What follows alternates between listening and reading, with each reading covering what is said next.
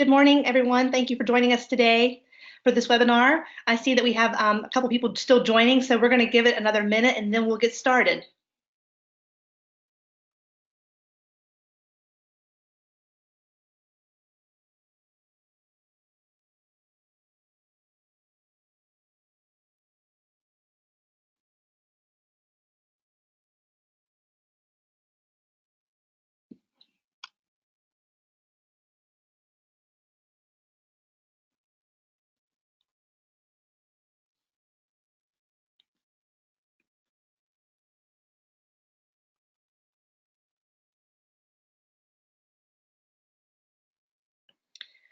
Okay, I think I'm going to go ahead in the essence of time and move forward with the webinar. Again, thank you for joining us. My name is Sarah Fletcher. I am the interim CEO for PAEA, and I'm joined by my colleague, Sonia Vientos. Good morning, everyone, and thank you again for joining us this morning for this webinar.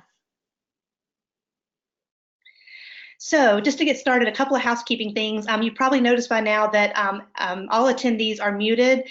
This is just to help us work through the call without being able to see people. Of course, it's a little hard to know who's got questions. But that said, we would highly encourage you to use the chat feature or the questions icon that should be located in the box on the right side of your screen.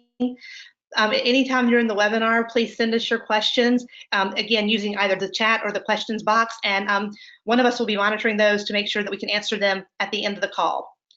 The second thing to note is we are recording this webinar so that we can post it via our forum website and a couple of places actually, so that if your colleagues or anyone is interested or you want to hear the webinar again, it will be available following this today's webinar. So just know that as well. And with that, we're going to get started. So we're here to talk about how to create winning proposals for the conference coming up this year. It was just around the corner, and it's hard to believe already 2020, and we're talking about the forum, but that's going to be the focus of today's session.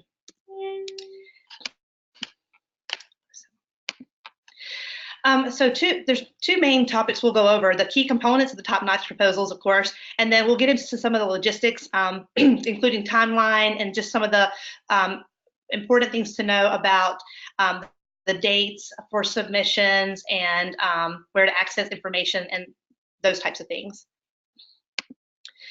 So great sessions. We have noticed through the years and with the help of our reviewers that there's a couple of common elements that they all share. It really does begin with the title, and sometimes the title is kind of thought to be just put a title on and it really doesn't matter, but in actuality it does. The title is really the first kind of moment to do the eye-catching, if you will. It really means those first impressions matter. So I would give the title a lot of weight if I were submitting. And then we think about the rest of the proposal in these four kind of U's. So useful, urgency, unique, and ultra specific. And just to give a sense of what these really mean. So useful, it's pretty straightforward, but I just will say a word about it. I think of the word relevance and synonymous with useful here. It's really important that attendees are able to walk away with something that is valuable, with information that is timely, big trends, issues, challenges they're trying to solve. So there should be great utility in what's going to come from the session, which has to be conveyed in the proposal. Of course, the urgency kind of goes in hand with that, but there's a wide, vast array of topics that could be submitted for, and there's no shortage of that. But I would encourage you to think about what are the things right now that are really keeping people awake at night. What are those topics that that your colleagues or you yourself are really grappling with, or there's a lot of energy behind it. The literature. What are some of those things? And that urgency really does matter, because it usually means people want to show up for that session and that the proposal will actually stand out in that way. Uniqueness here. So I know that not people can't see each other's proposals, so it's hard to know how will I be unique. But what I would encourage here is what is outside of the box about your proposal. For example, we often get a lot of submissions in our competency-based education track, and it's great that we do. But I would think about here what's going to be the differentiator, be it the engagement that you tell us about how you engage attendees, or is it because there's a finding or something that you've experienced that you think is worth sharing that you feel like has a unique component to it that makes it really stand out? And then, of course, ultra specific. I've seen this trip a lot of people up, with vagueness, and I don't think anybody does that intentionally, but when I say ultra specific, really give the reviewers a good sense of what's going to happen in the session, what it is that you really hope the attendees walk away knowing, and be as granular as possible in terms of everything from the objectives on through the purpose statement and your resources, etc.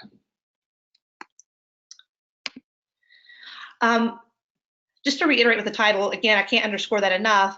Should you want to, we have a tool here, and this link is where you go. But basically, this tool, it's free. It's for you to kind of see if your title has that emotional, kind of grab your attention component.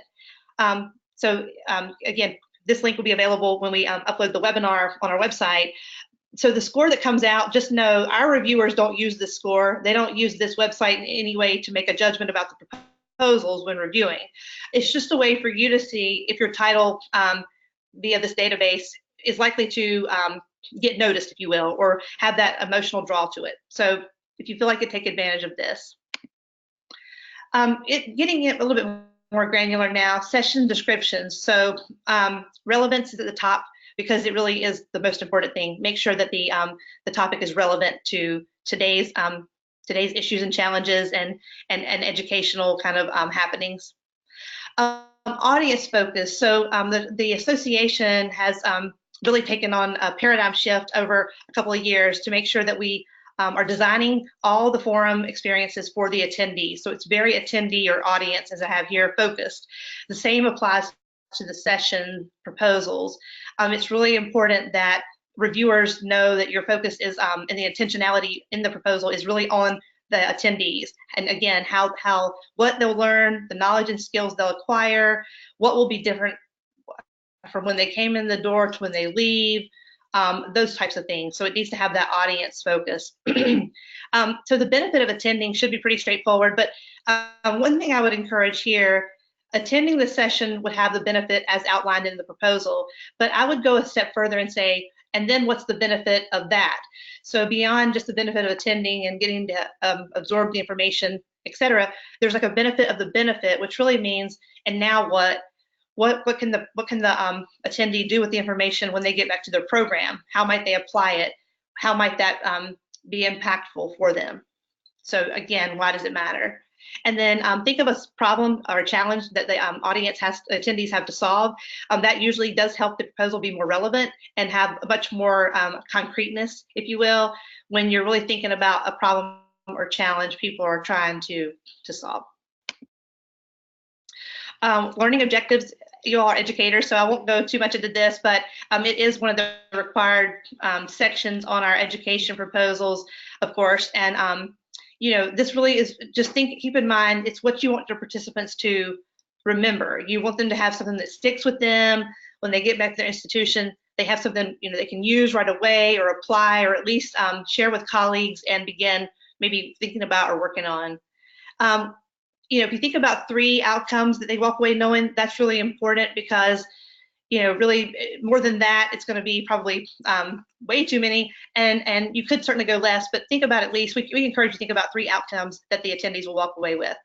And then of course, as always, when you are writing your learning objectives, make sure they really are written in those behavioral terms, observable, measurable, not using things like understand, which I know everybody's aware of.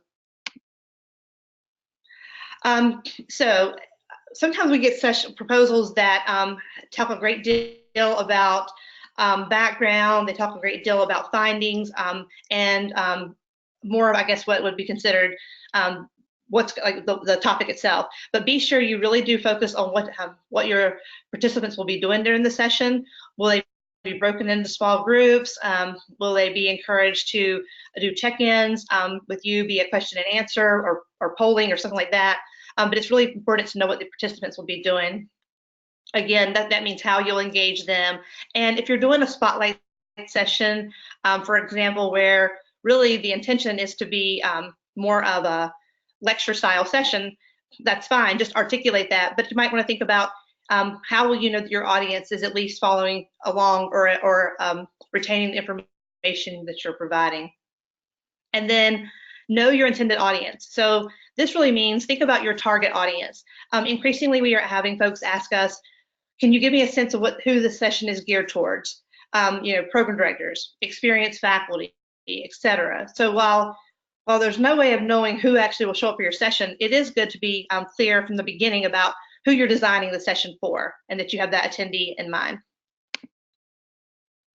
And our team has put together a submission guide. So if you submitted last year, you probably are familiar with this resource, but I can't underscore enough the submission guide. Read it cover to cover. This will be in the actual application where you apply, or where you submit your proposal. It will be in that system, and it'll be available for download to a PDF. It literally contains everything from scoring criteria for each of the session types, specifics about research briefs and posters.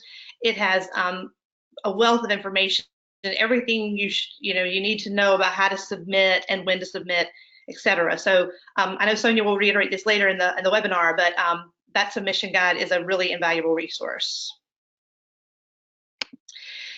So session formats, I mentioned earlier, we are bringing back spotlights by popular demand, but as you can see here, we are going to retain makerspace workshops. And just as a reminder, and again, this will be in the submission guide, but this one, because it's 80 minutes, it really should be hands-on and creative. An example, last year we had somebody who worked on body art, and painting. We also had someone who a session on actually making some tools, medical tools. So really hands-on creative.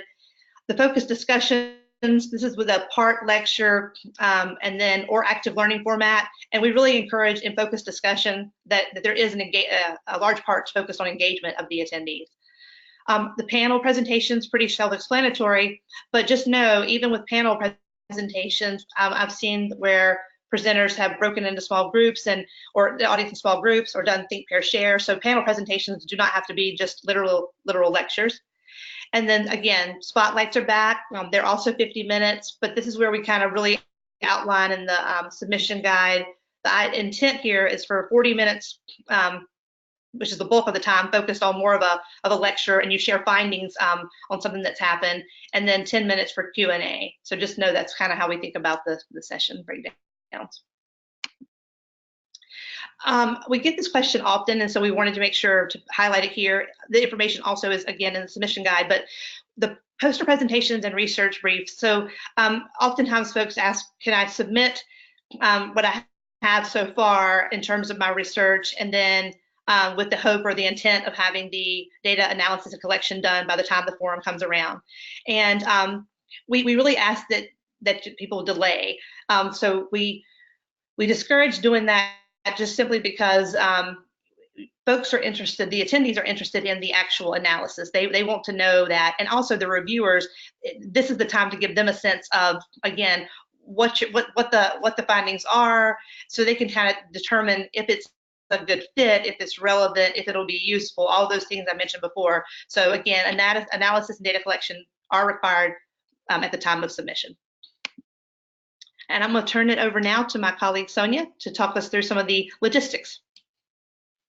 Wonderful, thank you, Sarah. Now we would like to highlight a couple new changes with this year's call for proposal submission process. As Sarah has noted, we've added back the spotlight presentation, which is one of our education session formats. Also, we've extended the period for submitting proposals. In the next few slides, we'll go over the timeline for this.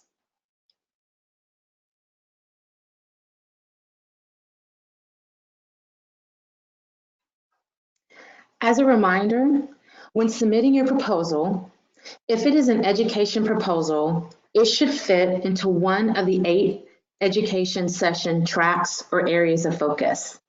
And we have those 8 areas of focus listed out here on the slide.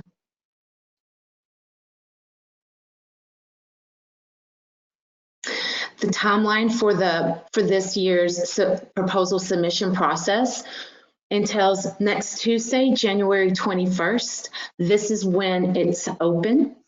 And all proposals are due by Tuesday, March 3rd at 11:59 p.m. Eastern Time.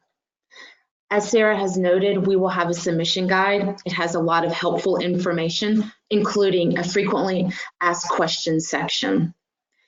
And also, notifications of acceptance and rejections will be sent in May to the primary contact, the primary submitter of the proposal.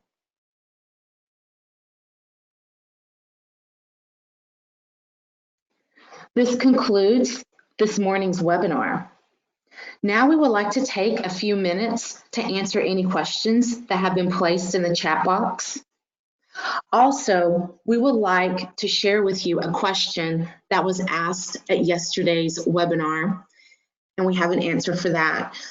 So yesterday's question was, for last year's call for proposal process, how many proposals that were submitted were accepted? And the answer to this question is 63% of the proposals that were submitted last year were accepted. Sarah, I'm just looking through and I do not see any other questions this morning. We'll give it just a couple more minutes to see if anyone wants to enter any questions into the, okay, I think I see. Great. One of the questions we have is, can we get a copy of this PowerPoint presentation? Absolutely, yes. So we will have this PowerPoint available on our website. And I know that we're able to see the attendees who are here today, so we can certainly provide an email copy as well to you all directly. So great question and happy to do so. Absolutely, Sarah. We will definitely email out this PowerPoint presentation after we wrap up this morning. Happy to do so. Great. I don't see any other questions. We'll just give it another minute or so, just to make sure someone else isn't typing.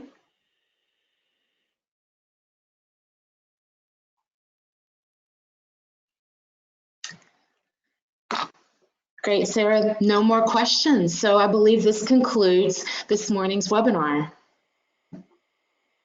Great. Thank you everyone again for your time today. We hope you found this to be helpful, and we will get the copy of the PowerPoint to you shortly.